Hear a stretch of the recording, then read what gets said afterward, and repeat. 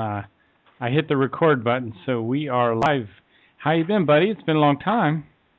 Yeah, I've been living in a tent for the last 5 months,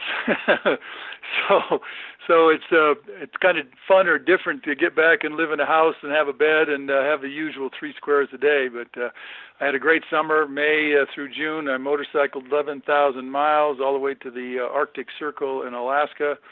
I visited 11 national parks, and then July 1st when I got back, it was my bicycle, and I flew out to Astoria, Oregon, and I touched the Pacific Ocean, and then I bicycled 4,100 miles along with some buddies all the way to Bar Harbor, Maine, and so that was a fantastic journey. I got to see all the New England states and just go to all the historical places, and then I got back and I threw a backpack on and did a segment of the Colorado Trail, which is one of the most beautiful trails in America, 489 miles from Waterton Canyon, just outside of Denver, all the way to Durango, Colorado. So it's been a busy summer, and I have a 8x11 notebook that's 3/4 of an inch thick, and I've only got 4 empty pages. And I also I took 5,000 pictures, so I had quite a 5 months.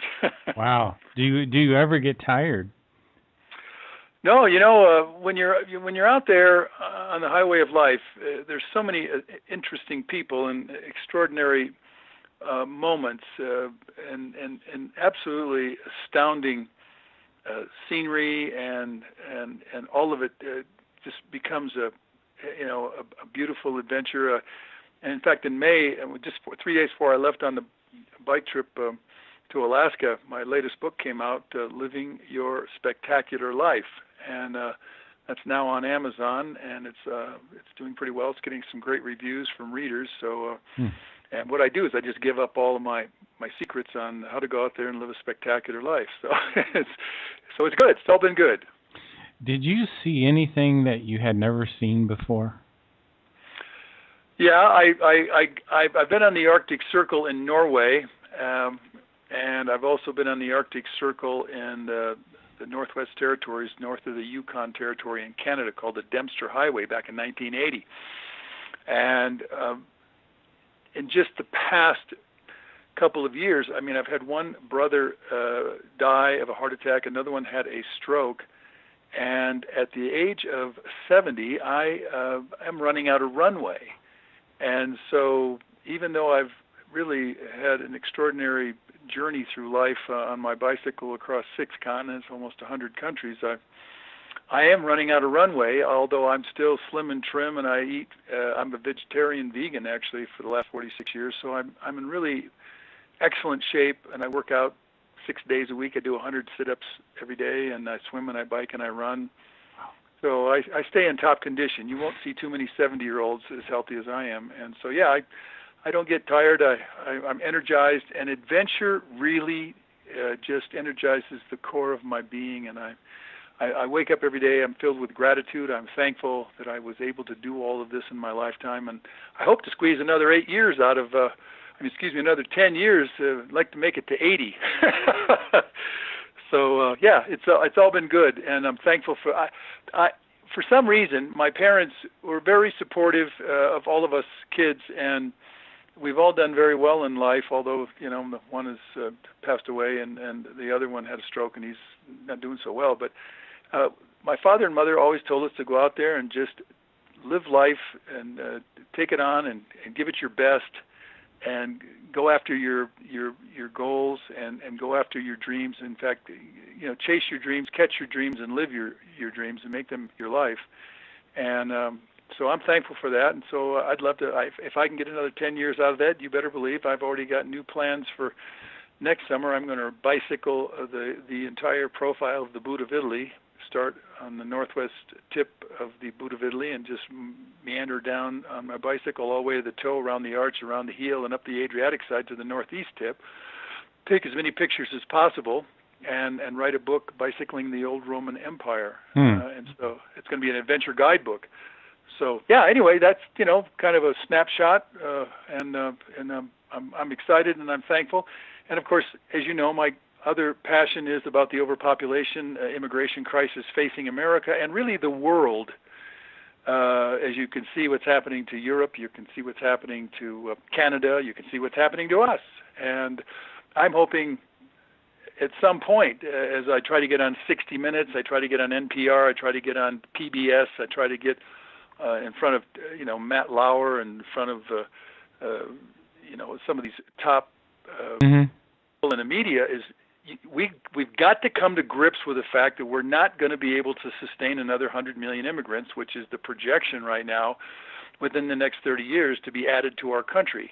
And very few people are talking about not only the environmental impact, water shortages and the energy shortages, and of course the resource shortages, but they're not even beginning to talk about the sociological impact of adding 100 million people from 196 different countries with 196 different worldviews and 196 languages, 196 different cultures, and some of them are coming over here, have very incompatible religions that are diametrically opposed to the U.S. Constitution, American way of life. And then you think about the third part of that is that just the environmental consequences, quality of life, standard of living, all those things drop as the numbers go up.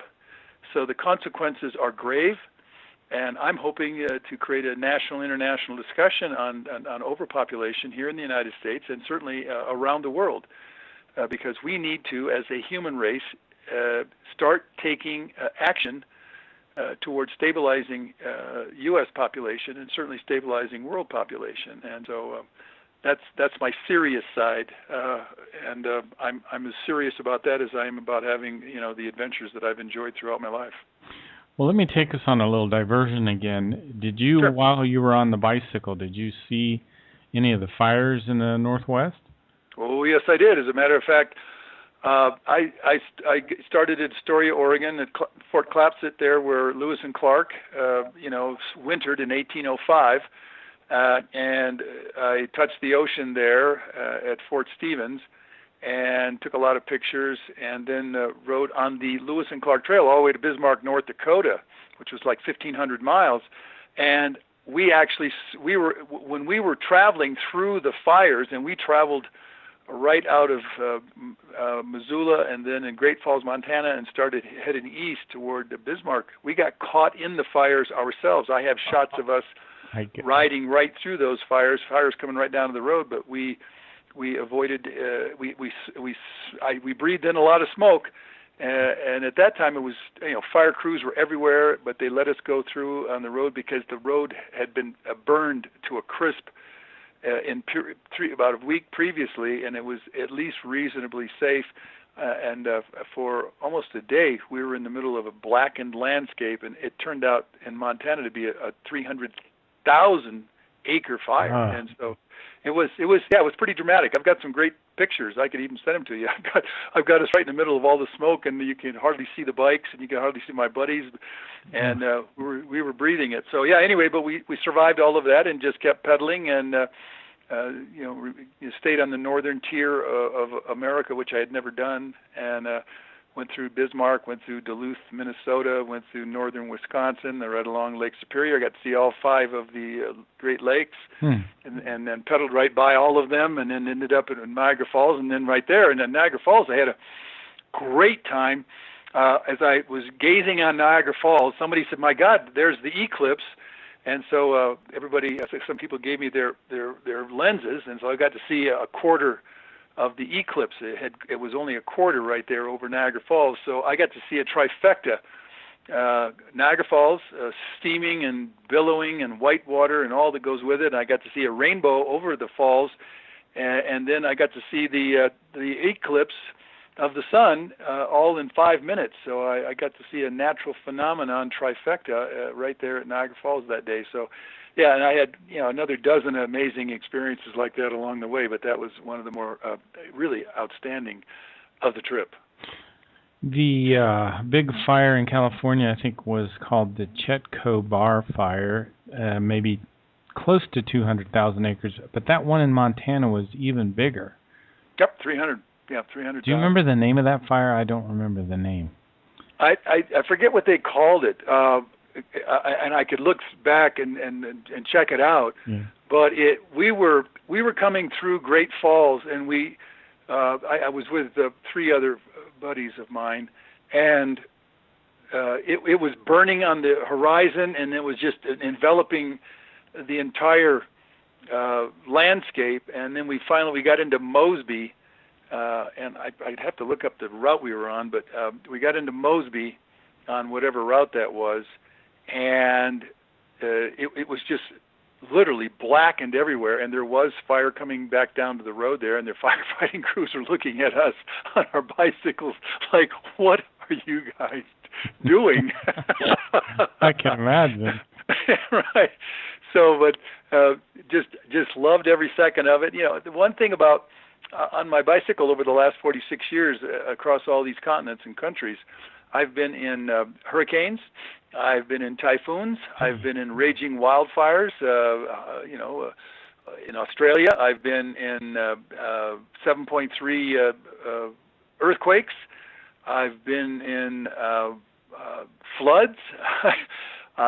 So I really, tornadoes, I've literally pedaled away from tornadoes. I mean, with the funnel, right there, Wow. And at any time, there's no question, I could have been killed or hurt or whatever. But the one thing my dad said, this life is not for safety. It's not to sit here in rocking chair and be safe and die with nothing to show for it. He said, get out there and live life. Mm-hmm. And I've faced grizzly bears in Alaska, right outside my tent, looking right at them, and they're looking at me. Wow. And I've had kangaroos, I've had emus, I've had camels come up right at me in the outback there. I've had monkeys crapping all over me in the Amazon. They come and defecate right on you. They come swinging through the trees and they just crap right on you just to get you out of their little deal. No kidding. I've been charged by seals in the Galapagos Islands. 300-pound, 400-pound seals charging me because I was in their water, as in their territory. Wow. So the thing is about life, if you live out there on the edge, if you will, or you get out of the normal orbit, and you are not so particularly safe. And I'm not so safe on a bicycle. I mean, I had probably 100,000 cars pass me this summer, and any one of them could have run me over. Mm-hmm. But my dad said, when you put yourself in a situation, he said, get out there, give it your best, and good things will happen. And I've always felt that, and in my book, Living Your Spectacular Life, I have 12 concepts and 6 practices, and I call it high vibrational frequency living. And high vibrational frequency living means you put out positive energy, you put out effective energy, you put out the energy that pulls other people in and pulls life in and pulls in karma, if you will, and it's all good energy, mm-hmm. good people, and so you go for it. And if you happen to get killed along the way, and I just read his name was Goran Kropp, and he was a Swede. In fact, I'm half Swede, half German. And anyway, my grandmother was from Stockholm, in fact, and she spoke Swedish till the day she died.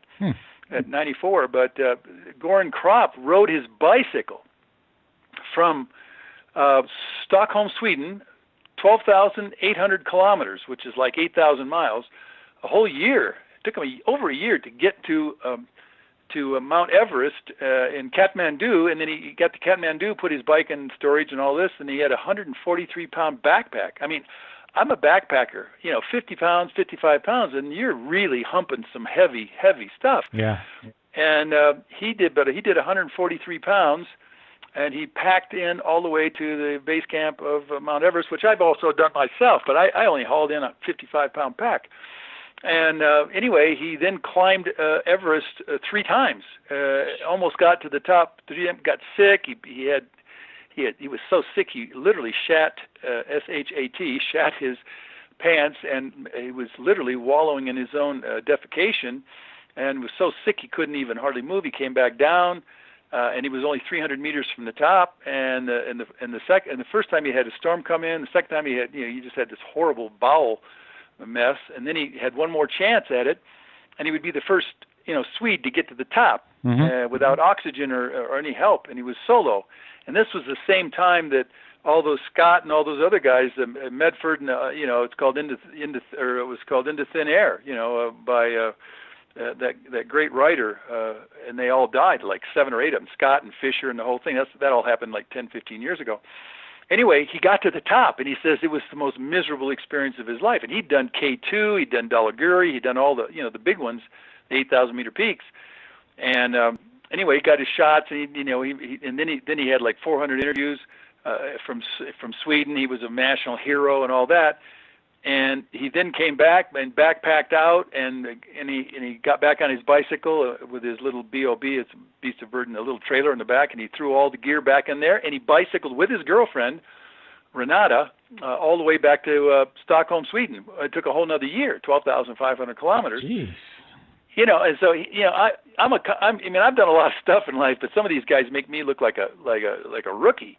And that's why you never want to compare yourself or get bragging too much, because there's always somebody out there that's doing something 10 times of what you've done. But anyway, he then was doing a kayak bicycle trip, the circumnavigation of the United States. And I've done 12 trips across the USA, coast to coast, and Canada to Mexico, Mexico to Canada. I mean, I've ridden all over the daylights of the United States. All 48 states, all 50 states actually. And he was doing a climbing demonstration, I think, in Washington State, and he fell 20 feet on a rock climb, and he died of a complete brain hemorrhage. He was only 33 years old. But I'll tell you what, for the 33 years he lived, I mean, you couldn't stack anybody's lifetime into what he lived in 33 years. And so life is tenuous, it's ephemeral, and I'm very thankful for every day that I'm alive. I'm very thankful for my good fortune. I'm thankful for the jobs that I've worked in my life to be able to do all this. And I was a teacher, a math science teacher. Then I was a truck driver. I've done 20 different jobs. A dance teacher. I've been a bartender. You name it. But they took me where I wanted to go. And in fact, all those things are in my book. I show anybody and everybody how to get to Antarctica, how to stand on the South Pole. I show them how to do what they like to do. And so nothing's guaranteed, but if you give life your best and you give out that high vibrational frequency living, then you've got a really good chance that you're going to have a great life, a spectacular life, and a fun life, and a fulfilling life. And like I say, you chase your dream, you catch your dream, and you live your dream. And when you finally pass on, and this is like 70 or 80 years, this is a one-time only in the universe experience. I mean, take it. Every day I squeeze every day, because my dad died when I was 40, or he was 46 and I was only 17, devastated our family. And right then and there I said, oh my gosh, like holy catfish, after I kind of recovered a year later, I just said, man, I'm going to go after life. And I remember when I got out of college and I worked my tail feathers off through college at Michigan State University, who, of course, just beat the U of M here a week ago, 14-10. That was exciting. But anyway, I said, I'm going to go see all 7 continents on a bike, and I've got 6 out of the 7 done, and all I got to do is Africa here, and I'll have that done. I'm going to Africa in about 3 years, and or 2 probably. But anyway, that's life's a chance, and you take the chance, and you give it everything you can, and good things happen. Good karma, if you want to call it. And I've always moved forward with integrity. As I've said in many of the interviews we've had, I write all of these articles about overpopulation, immigration, and of course you get all sorts of names thrown at you. And I always stand by what my dad said, you maintain your integrity, and I respect all races and all colors and all ethnic groups and all people, because they're all doing the best they can. And I've seen everybody going and doing the best they can all over the planet. And, in America here, most people have no clue of how wealthy, rich, how easy, how gifted, how just incredibly lucky they are to live in America, no matter what their color, no matter what they're bringing up, no matter how poor they were. I mean, everybody has a chance to move their life forward in a positive way here in America, certainly in Canada, Europe, and other Western countries, whereas the countries I've been through, they're lucky to get a meal, lucky to get a glass of water, lucky to not get killed, not lucky to not get raped, and lucky to not be attacked by everything and everybody. So, I'm thankful for this journey, even though I'm coming to the end of it. I guess this is another side tangent, but I'd like to hear your thoughts on the election and Trump so far. Okay, yes. I have been an independent voter my whole life. I'm a conservative person by nature, but I'm a free thinker, and I've voted Democratic, I've voted Republican, I've voted constitutional candidate. I've done. I actually one time voted Libertarian. And the thing is, I really look to the candidates that I think are thoughtful, that are creative, and that are going to move our state of Colorado forward. When I lived in Michigan, the state of Michigan forward, and so forth. But I also hope that the whole Congress would move the American people forward, and I hope that each president would move the American people forward and our country and the civilization forward. And in the last 20, 30 years, it's not been happening. The Congresses and the presidents haven't enforced or secured our borders, the unlimited and illegal immigration and unlimited legal immigration, which has just been blowing us out of our britches. And now we've got all these incompatible religions and cultures coming into this country by people who are diametrically opposed to the U.S. Constitution, and certainly a constitutional republic. And you sit here and you wonder, why are we allowing such things as anchor babies, which 350,000 anchor babies every year, and you and I, the taxpayer, are paying for them. They're prenatal and they're postnatal and they're food stamps and they're K through 12 and Section 8 housing. We're the only country that keeps allowing this birthright citizenship, which is so illegal, and it's such a misinterpretation of the 14th Amendment. Yet, none of the senators and none of the House reps will stop it.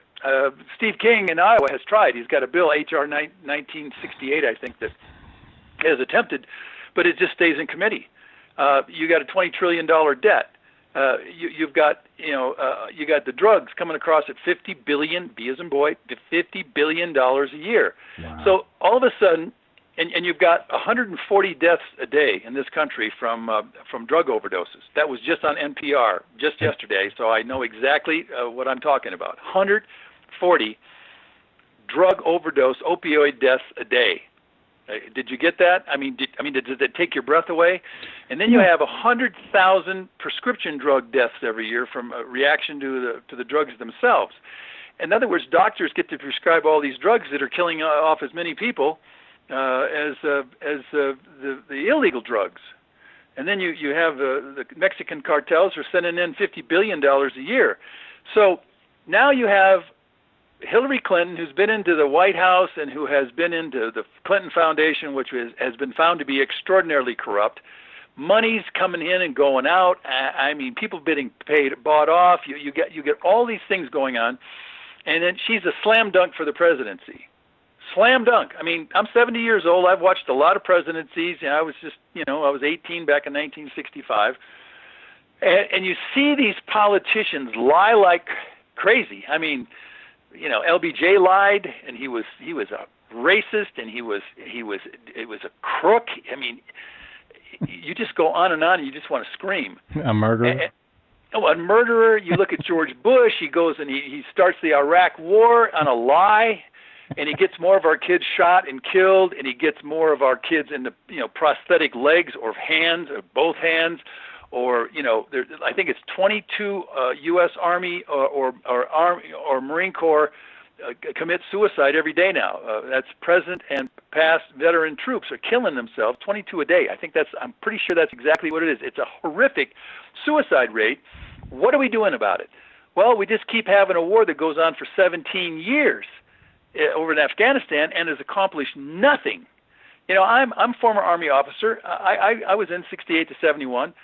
I got to see what and how the military works, and the military-industrial complex is a war machine, and it feeds off of creating wars. And we created, the Vietnam War. We created the Desert Storm. We created Iraq. We responded to Afghanistan, but we should have got out of Afghanistan right after bin Laden was killed. And that was 4 or 5 years ago, whatever it's been. And still, we're over there, and now it's a private army. And so you get all these kids killed off and putting them in plastic legs or plastic hands, and their brains they're committing suicide and all that goes with it. And you see all these things, $20 trillion debt, and you see the ghettos are just crammed with illiteracy and violence, and it's like 3 out of 4 African American children are born out of wedlock. Wow. Out of 3, it's 73%. 73% of African American children, and I taught in the inner city for 2 years, and I was so frustrated. I fled. There's no way to help the inner city. It's violence, and it's drugs, and it's incest, and it's human misery on a level that most people just don't understand or ever see. So then you got a guy named Trump who says, I'm going to run for the presidency. The guy is a millionaire, billionaire, whatever he is. He's flamboyant. He's lived quite the life. He's got 3 wives. He's got a trophy wife at the end here, and he does all he does. And so you now have people that want to impeach him. Well, one of the things that at least has happened is we finally had somebody run for the presidency and take it, because the American people were so sick and tired of the same old politicians. I call them career criminal politicians. They're career criminal politicians. Whether you look at Charles Schumer or you look at the insider trading of all the defense contracts, look at all these people that go to serve in the Congress and they come out millionaires. The insider trading on defense contracts, I mean, it just goes on and on and on. And then you have the ones that are just dementiated, like somebody like Nancy Pelosi. I mean, the old lady is like 78 years old, and she doesn't know her butt from a hole in the ground. She doesn't know what's going on in the United States. And Dianne Feinstein, who's 84, is now going to go for another term in the Senate. She's been in there for 40 years. She doesn't know what's going on. She is suffering from dementia. And so is Barbara Boxer, same thing. And then you look at John McCain. The only thing that's going to get him out of the Senate is he finally dies. Yeah. Same thing with Strom Thurmond. I could just go down the list. A Hatcher or Hatch from Utah. You sit here and you wonder. I mean, Rangel, Cummins. You look at there's Maxine Waters. This lady, they should have a minimum. And I state this unequivocally as an educator, as a math science teacher in the young part of my career. Maxine Waters lacks enough intellectual capacity to even be a congresswoman. They should have a minimum 100 IQ for anybody that's going to serve in the Senate or the House, because you got to have a brain that can function. And I'll tell you, John Cummins there in Georgia, and Maxine Waters, and who's that other one? There's another one. Oh, Frederica Wilson. I mean, shit, they're dingbats. And so you've got the American people frustrated out of their minds, but 96% of the time they vote these people back into office. That's why I'm pretty sure John McCain, who was not a war hero, he was just a war prisoner. Mm-hmm. He didn't do anything great. He actually crashed 2 planes, and he started one of the biggest fires on top of an aircraft carrier in the history of the Navy. Yeah. So you sit here and we got a war hero, and he sits there for 44 years, and he never secured the borders in Arizona. And Flake, who's now going to quit too, he never secured the borders. He was a U.S. senator from Arizona, and none of the senators from California, which is overrun by illegal aliens, probably 4 million of them, and they're billions of dollars in debt. They've got crises after crises in California, and you got 2 old ladies, and I mean old ladies. She'll be 90 by the time she gets out, and I'll bet you she gets voted back in, because California, there's more people on welfare in California, and so who are they going to vote for? They're going to vote for the person who gives them welfare, food, housing, EBT cards, a car, gasoline, the whole 9 yards, all of it on yours and my dime. So Trump is in there, and he's doing what he's doing, but he's no question, he's flamboyant. He'll be he gets more lines and more, iconic words and phrases than anybody else, because he is a character, no question about it. At the same time, at least he is shaking up the entire of the Senate and the presidency, and all of the people there that are entrenched career criminal politicians. And you can see they're all fighting him. he couldn't get through the Obama. He should have just let Obamacare simply collapse on its own, because it is absolutely going to collapse on its own. It cannot survive. You can't give it enough welfare. You can't give it enough payments. You can't get it enough credits. Obamacare was absolutely flawed from the very beginning to fail. And so then you've got all these characters fighting in and fighting out and so forth. So what do we have? We have gridlock there with the presidency and then with the Congress, which you've always had, and we're not doing rational things. I mean, I just saw last night, I saw the second Inconvenient Truth sequel, Power to Truth, and nobody is even thinking about the fact that we are destroying the biosphere of the planet and creating catastrophic climate destabilization. And I knew about this when I lived and worked for the National Science Foundation in Antarctica back in 97, 98. I was down there. I wrote a book about it. It's called Antarctica, An Extreme Encounter. And I learned back then that the human race, with all this fossil fuel burning, was creating, they should have never named it global warming. They should have called it catastrophic climate destabilization, because that's what it is. It's what gives you a Harvey. It gives you a Katrina. It gives you a Sandy. It gives you a Haiyan typhoon, and we're going to see more of it. You're making such an excellent point there, because my own research has led me to believe that us destroying the forests has caused a lot of this, because the forests moderate the weather. They create the shade in the summertime, which keeps it a little cooler, and in the winter they have the low albedo, so they don't reflect as much light and heat back. So what we're doing is creating a situation that causes extreme weather, correct? That's correct. And you're seeing it. I'll give you this. 11 years ago, when Inconvenient Truth came out, I sat there in the audience and said, my God, somebody's finally telling it like it is. And because, again, most people don't realize this. Most Americans don't have not a clue. They don't even think about this. But we burn 94 million barrels of oil every single day. And that's 24/7, around the clock, 94 million barrels of oil. And within the next, by 2030, which is 17 years from now, we'll be burning 200 million barrels of oil today, because China will be burning 98 million barrels of oil itself. And by 2030, we will have added another billion people to the planet. In fact, more than a billion, because we're adding a billion every 12 years. And so you sit here, 80 million net gain every year. And so do the math, folks. And so you sit here and you realize that we're literally throwing, and how much is 94 million barrels of oil? Take a barrel of oil, 20 inches at its foundation across the diameter, and you take 94 million of those barrels and you put them side by side, you will create literally a belt that will go around the equator 25,000 miles and probably another 4,000 beyond that. That's how much oil we burn every day.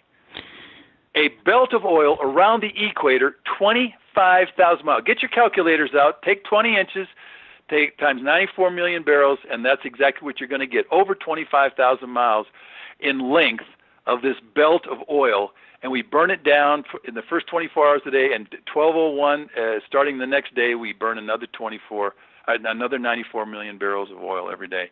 And you think, and then you think about the United States alone builds about 3 billion tons of coal every year, and I think China is burning something like 4 billion tons of 4 billion tons of coal. And then you think of all the forests and look at the fires that have gone on, and you think we're warming the oceans. The carbon particulate, the carbon footprint it's called, is warming the oceans. I mean, and we're destroying the oceans. That we're turning them into acidic instead of alkaline, and we're killing off unbelievable numbers of species, about 100 a day right now. And if you want to look that up, folks, that's the Norman Myers, Oxford University 40-year study by Norman Myers about the species extinction. We're now in the sixth extinction session. There's been 5 before this. 1 was caused by a meteor, 3 were caused by glacial. The whole world turned and froze up, ice ages, and so forth. And then there was anyway. There's 5. Now we're into the 6th extinction session, and we're doing a hell of a job, and it's all being manufactured by human beings. So, yeah, we're in a mess, and nobody really. And so anyway, I saw the latest, inconvenient truth and truth to power. And here's poor old Al Gore out there. He's dead on the money. And yet the President of the United States just pulled out the Paris Accords as soon as he got to be because he didn't want to hurt all the coal miners. Well, the coal miners their families, the kids that are in the future generations are going to pay severely. And I remember in the first movie, he predicted that New York City would be flooded and that the entire of Ground Zero would be flooded over.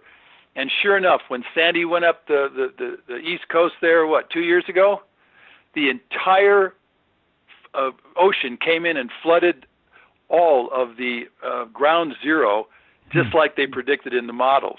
You see, I saw these models in Antarctica by the top scientists back in 1997, 98. I wrote for the National Science Foundation and the Antarctic Sun, and I got to see the lectures on Wednesdays and Sundays, and I was blown away. As a math science teacher, my jaw was hanging out at what we were facing. So yeah, now it's coming, and now it's just getting worse faster, and it's going to get worse even faster because, again, we keep adding 80 million more people to the planet, net gain every year, 80 million more babies. But they all have to be fed. They all have to, at some point, have water, and they got to have food, and they got to have arable land to grow the food.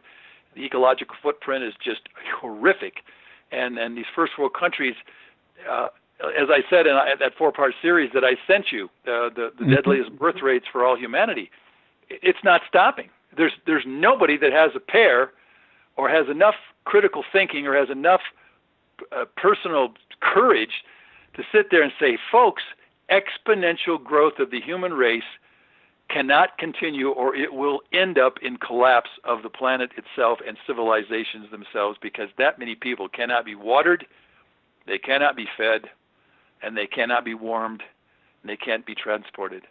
It is literally going to go back to the basics at some point in time. Are we headed for a George Orwell 1984 kind of future? Yeah, we're headed here in the United States.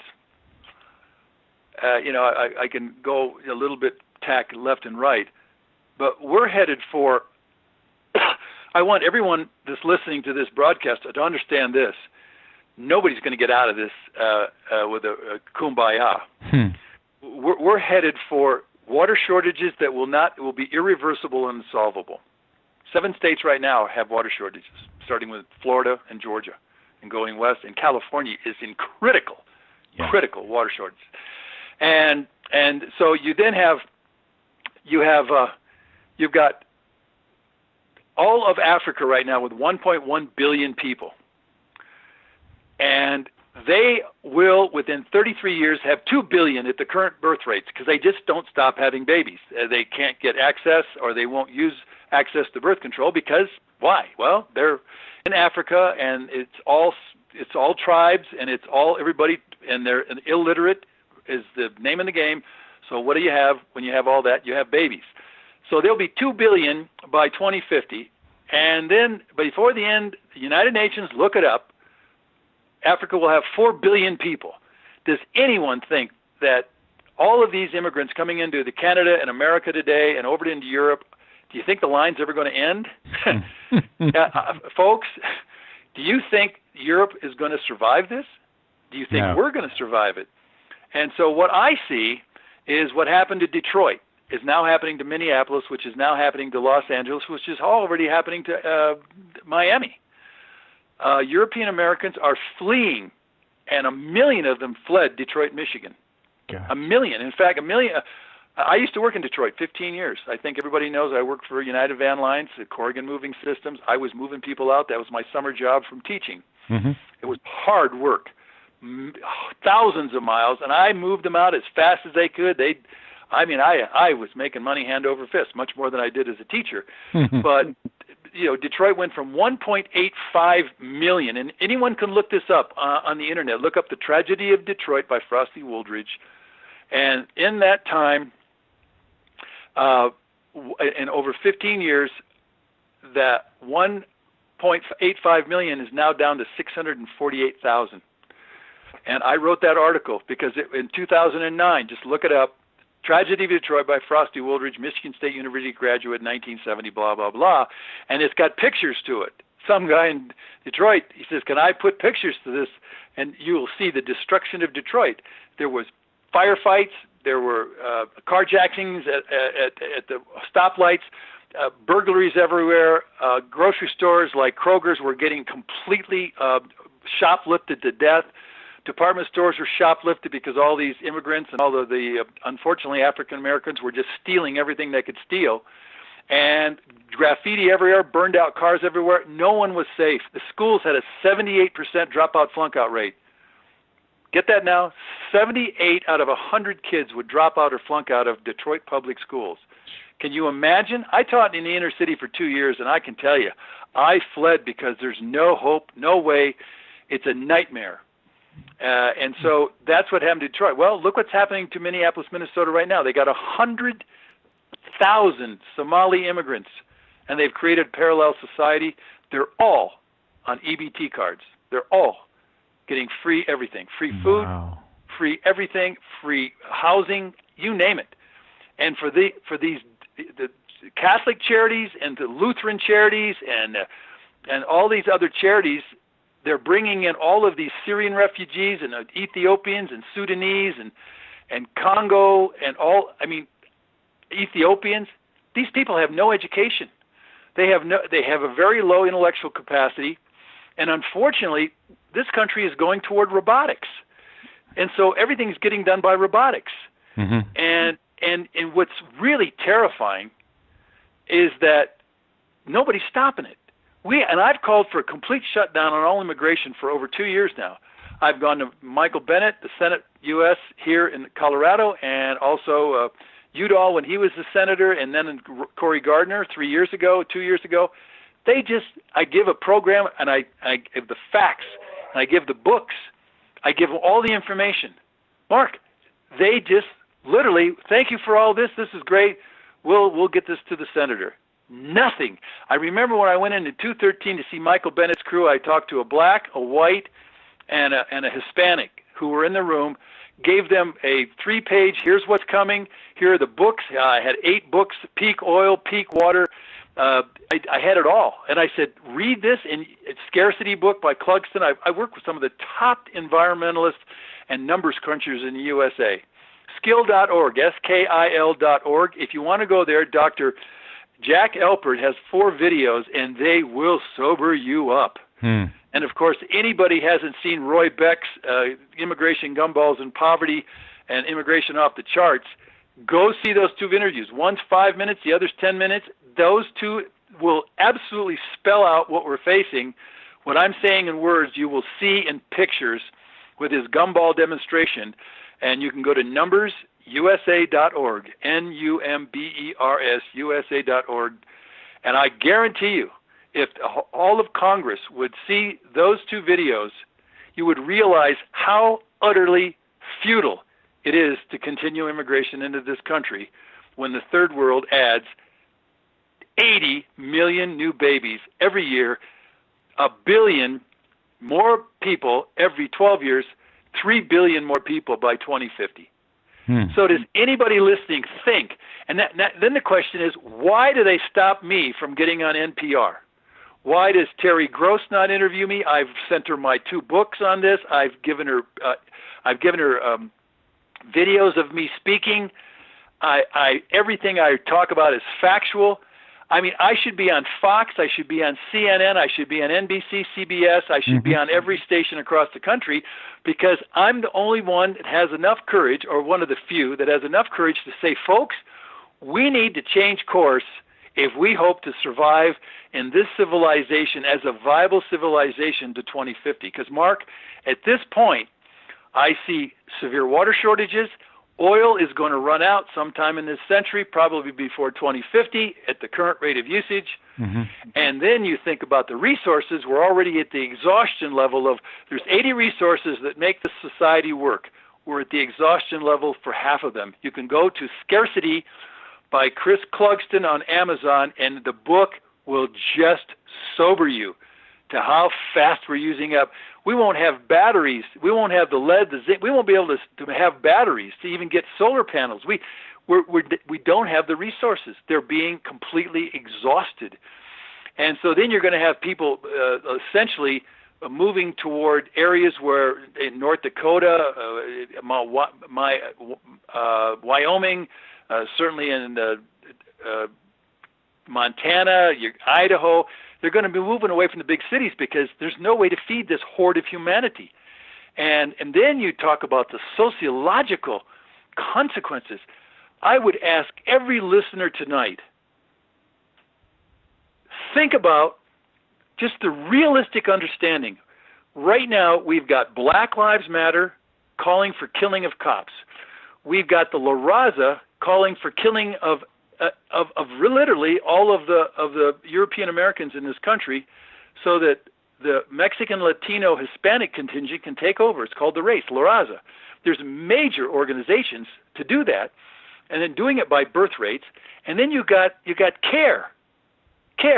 And the latest Ahmad said, we're not here in America to be an equal religion. We're here to dominate, and America should be completely dominated by Islam. I've got the quote. I can get it out.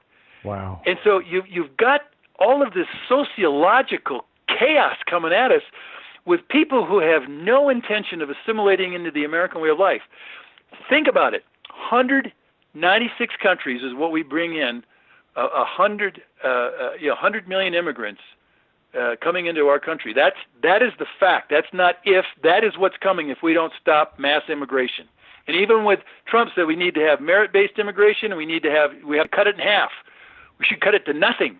And when in 2013, when I went over to Senator Bennett's office there in Denver, I said cut it down to 100,000. Back then I said 100,000. We could survive this because 100,000 egress the country, we have a net gain of zero. I'm a math man, Sure. So when the Senate Bill 744 came out, what did he do? The Gang of Eight? He doubled it, 2 million. He doubled immigration to 2 million. Does that sound like a man with a brain, common sense, or logical capacity to think and then come up with a solution? Maybe he's a politician. Maybe somehow they're making money off of allowing more immigrants, or maybe they get more votes that way. Maybe it's a selfish kind of motivation. I don't know. I'm just guessing. Well, you're making a guess, and the tragedy is this.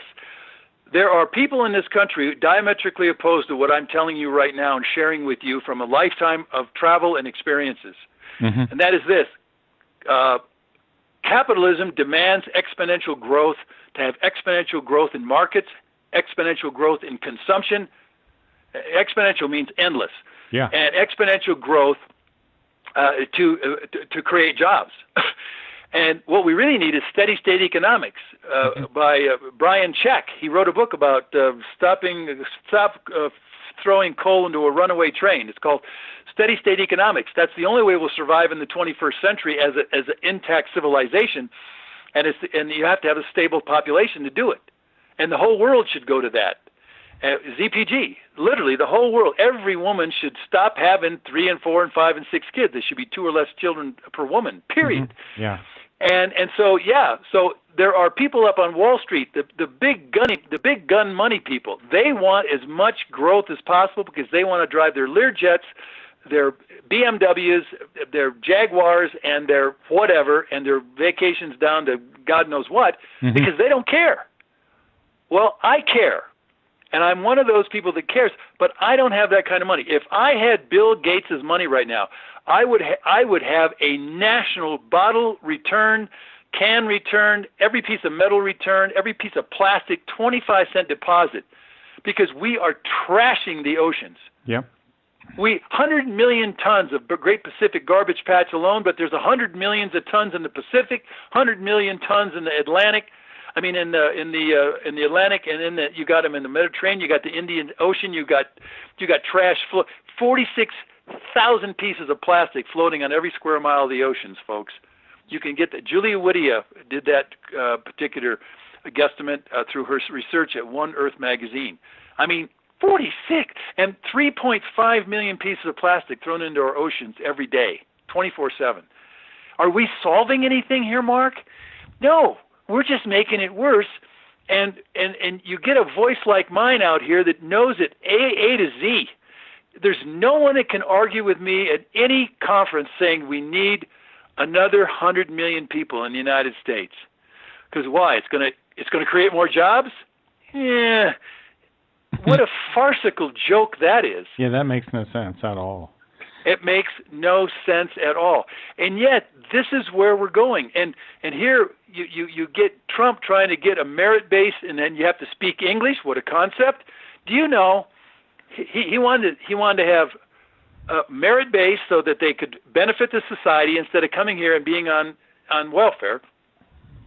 He said we got to have somebody who loves America. Well, does anybody in the Middle East love America? Go to Detroit right now, or go to, you will not see, in Minneapolis or Fremont, California, you will not see an American flag flown. Wow. Why? Because Muslims don't like free speech. They don't like women's rights. They don't like children's rights. They don't like religious rights. They don't like education of women. They don't like anything but the Quran and Sharia law. They don't like constitutional law because it stops them from having 20,000 honor killings every year in Muslim-dominated countries. I guess. Take this. You take this to the bank. Go to the UN study on honor killings. Muslim men can kill their wives, their daughters, their aunts. They can kill any woman for any reason at any time, and they kill 20,000 of them. They've now been killing honor killings. In fact, I was in Michigan just this month ago, and there was a killing down in Ohio. In fact, this was last fall, but there was another killing. But I think it was in Rocky, and a father shot his daughter with 2 shots to the head while she slept. That was in Rocky, Ohio. Look it up. Mm-hmm. Ohio honor killing, October of 2016, and you can't miss it. I could go to it right now if I had time. And so you sit here and you've got all these Muslims coming over here. They want to implement Sharia law. That's a fact. And if they had all the power, if these Muslims had 400 or 545 of congressmen in the Senate, we would have Sharia law in a week. And then that means that women would have no rights whatsoever here in the United States. It would all go to Sharia law. And so you sit here and you see this coming, and I see it coming so clearly, and yet we are, as a country, is just as blind as we can be. And we absolutely, we're not doing anything to stop it. And then when Trump tries to stop it, look what's going on. Oh yeah. He's then a tyrant, and he's a terrible person. Do you think that we might? It seems like then a civil war or some kind of internal war is inevitable. Well, if for those who are going to start in the big cities, it's almost going to be inevitable. Here's Omar Ahmad, director of the Council on American Islamic Relations, which is a terrorist group itself. It literally is a terrorist group, part of the Muslim Brotherhood. And he said, and I quote, "Islam isn't in America to be equal to any faith, but to become dominant. The Quran should be the highest authority in America, and Islam the only accepted religion on earth," unquote. I rest my case. Do you think that extreme religion like this operates very much like a mental illness? Well, as a matter of fact, Hershey Ali, the Somalian who fled Somalia so she wouldn't suffer female genital mutilation, which of course we now have in this country, over 200,000 cases. Look it up, ladies and gentlemen. Individual Americans, look up female genital mutilation. That's where they cut the clitoris and the labias minora out of the woman when she's 5 to 9 years old, and they then sew up the vagina except for where she can, pee, she can urinate. This is to keep her pure. I mean, this is a barbaric religion. It does not belong in the 21st century, and it shouldn't be circulating around into Western countries. And that's a fact. And I've got a list here of over 20 historical figures that just tell the truth about Islam. And it's just unbelievable. Winston Churchill, his. Then there's another one by Gregory Palamas. And then there's another one by John Wesley. And then there's one by William Eaton. And then there's another one by Alex de Tocqueville. These people sit here and they just go, you just don't understand what this religion. Vernon Richards, and then one by Theodore Roosevelt. Not one of them says anything nice about Islam. It is a violent religion, and it spreads by the sword, and it spreads by, it's called hijra, or seeding other countries, and that's what it's doing right now. Can you imagine? We have 3.3 million right now here in the United States. Well, in the UK, they started Muslims in about 25 years ago under Blair. In the UK right now, London is half Muslim and half London, British. There's 3,000 mosques, and just think of a mosque as a territorial marker, a fort, just like the forts that we came to conquer all the Indians. Let's face it, the white man, literally slaughtered all the Indians, and the forts is what he did to do it. And so we conquered North America and vanquished the Indians. Look where they've been ever since. They're on internment camps. We call them reservations, but they're nothing more than internment camps. They're now drunk. They have no purpose. They don't have their religion. They don't have their freedom. They don't have their culture. They don't have their language, and they've got booze. And so 3,000 mosques in the UK alone right now in just 25 years. Well, here in the United States, we got 2,200 mosques in the United States. They are moving into every city. Here in Golden, we got a mosque right downtown in Golden. And you sit here, and this is the very religion that is look it up. It's called the McCarran-Walters Act of 1952. Does not allow any organization or any kind of entity organization in the United States that is bent on usurping and conquering the U.S. Constitution. Well, Islam is absolutely an organization to completely conquer the U.S. Constitution and displace it with Sharia law. That is a fact. And yet, instead of stopping it, we keep importing, because they're now importing, you get 3 million Muslims, and they all get to import all of their family through chain migration. You're going to have 10 million. And then when you've got 20 million, you got a problem, because they don't care what you think. They will start. And right now, in Detroit, Michigan, it's de facto 4 women are wives, and they have 1 wife, and then they have 3 family. But these Muslims are making us pay for their 4 wives. They're getting 4 wives. Same thing in Minneapolis, Minnesota. I was just there, and we're using conquest. They don't work. They're using our welfare systems for their conquest. They just feed off the welfare systems, and they don't do anything. So when you start looking at this thing, we're going to fracture America, and it's going to fragment. I can see this thing coming as clearly as the coming of the dawn.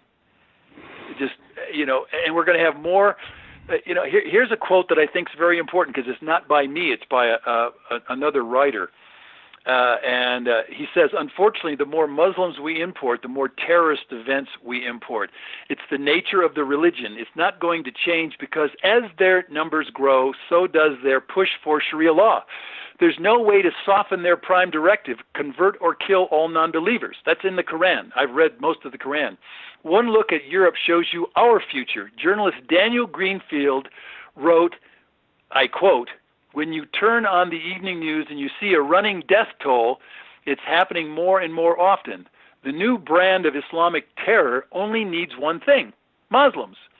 Lone wolf terrorism operates off the existing Muslim population in a particular country. The bigger the Muslim population, the bigger the risk.